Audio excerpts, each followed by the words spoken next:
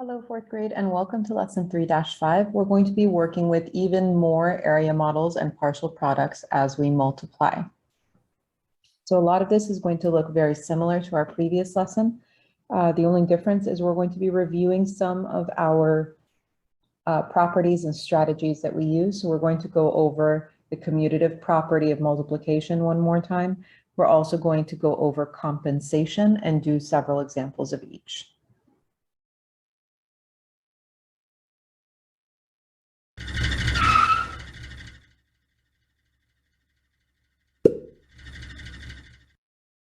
How do you multiply with greater numbers? The Rails to Trails Preservation opened a new section of a biking trail. The section is 6 yards wide. What is its area? How do you find the area of the new section? Select your answer.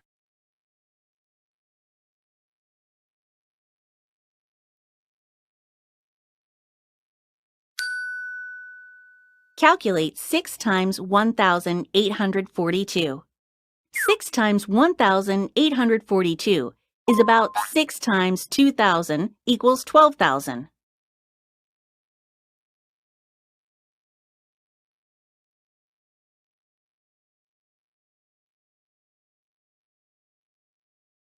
The process for multiplying is the same regardless of the number of digits. Find 6 times 1,842 using an area model and partial products. Break 1,842 into thousands, hundreds, tens, and ones. Multiply each part by 6. Remember, you can find partial products in any order. This part represents 6 times 2. 6 times 2 equals 12. This part represents 6 times 40. 6 times 40 equals 240. This part represents 6 times 800.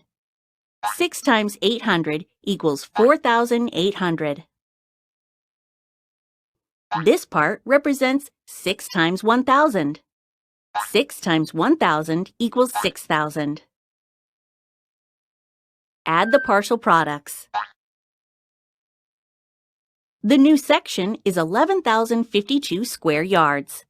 The area of 11,052 is reasonable because it is close to the estimate of 12,000.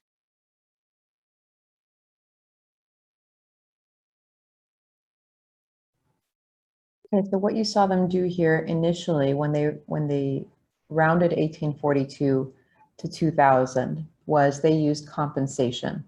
So they rounded it up to find an estimate. Now, if they were going to continue using compensation, what they would have done is they would have calculated the difference between 1,842 and 2000 and then subtracted that from their total, and it would have gotten them back to 11,052.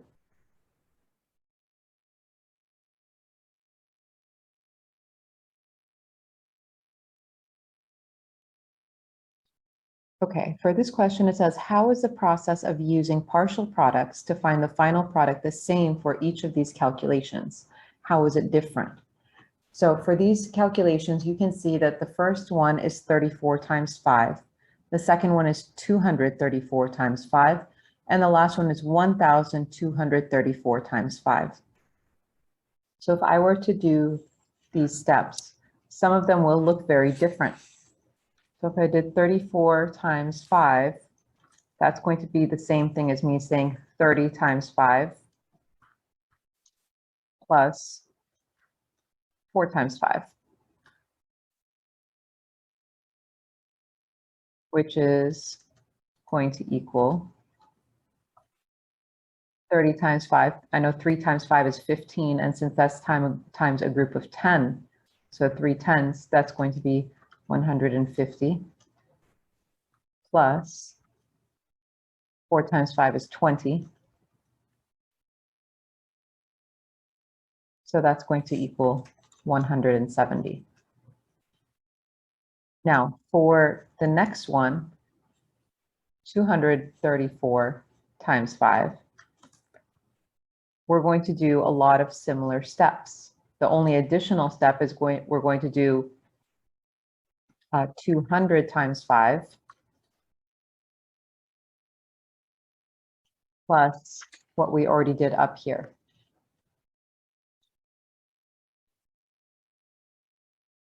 So the 200 times 5 plus the 30 times 5 plus the 4 times 5. So you can see some overlapping steps already.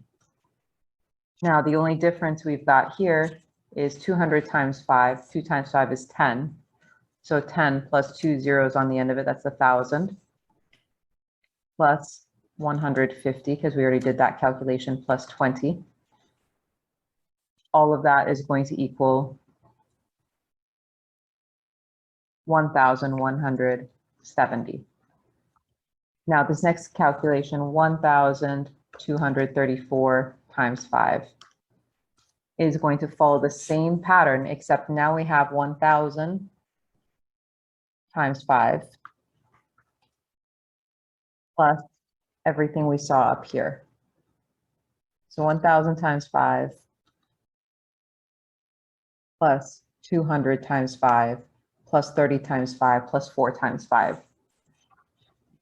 So I'm going to go through and do the same exact calculations. 1,000 times 5 is 5,000 plus the different parts. 200 times 5 we said is 1,000 plus 150 plus 20. All of that is going to equal 6,170 is my answer. So you're seeing that we're doing the same steps. We're just adding an extra digit. So we're adding a value to each one of our numbers. So for this one, we added a group of 1,000. For the one before, we added the 200. So we started with the 34. The 34 showed up in every single one of these equations. And as we made the number bigger, we used that partial product that we already solved in the beginning to be able to find it all the way throughout. Now, instead of separating it out for the second one, for 234 times 5, another thing I could have done was that since I already found the answer to 34 times 5, I could have just done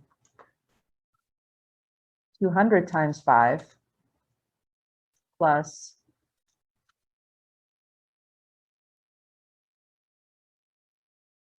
34 times 5, which I had already found out. And that would have also given me 1,000 plus 170, which equals 1,170. Now, again, same idea applies here. Since I already found what 234 times 5 equals, all I would have had to do here, another way, is I could have done 1,000 times 5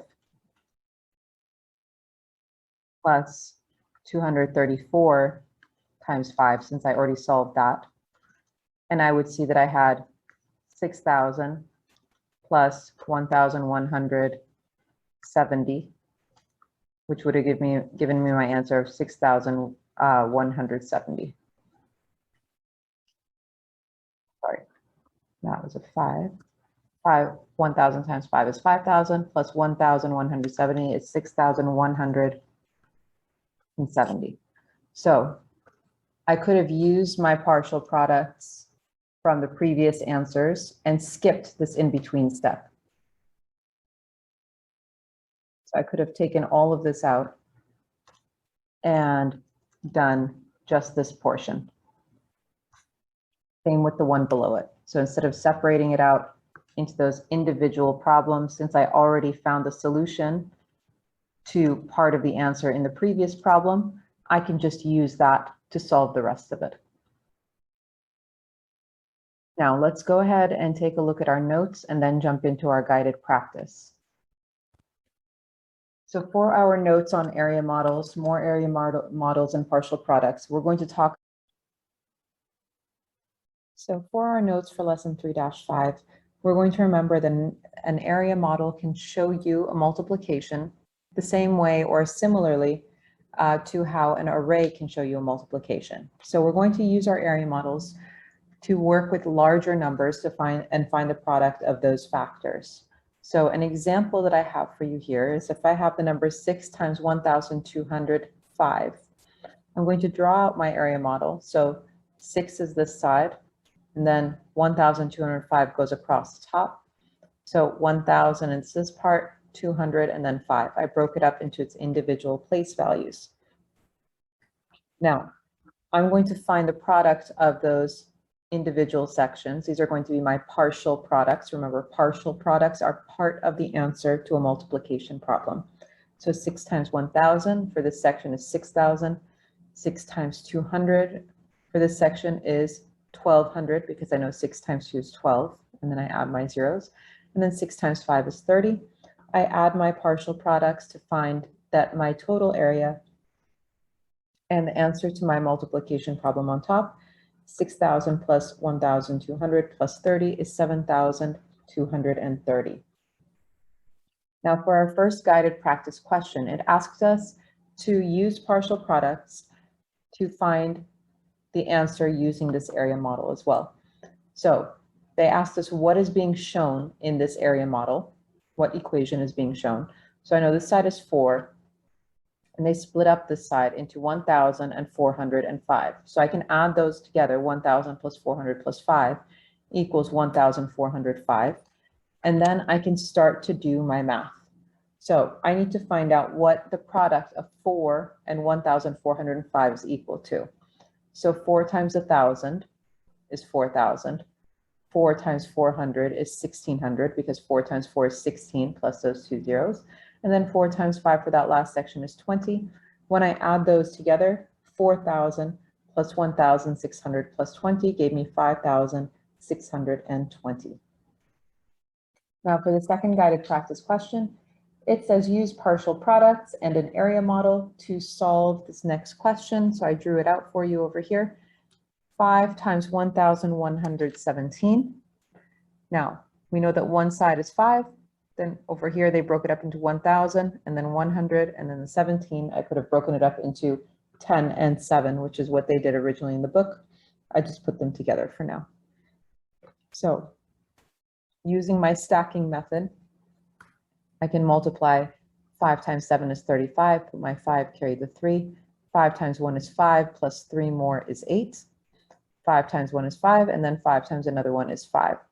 So if I did them in parts, 5 times 1,000 is 5,000, 5 times 100 is 500, 5 times 17 is 85, or if you wanted to do it 5 times 10 and then 5 times 7, so that would have been 50 and 35, which would have given you the 85.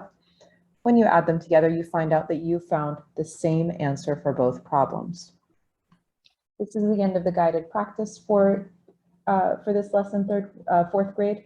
If you have any questions, let me know. Please remember to complete all of the questions on the bottom. So everything from page 99 and from page 100 all the way through number 14. That's going to be your homework. If you have any questions, let me know. Otherwise, I hope you have a wonderful day. Take care. Bye-bye.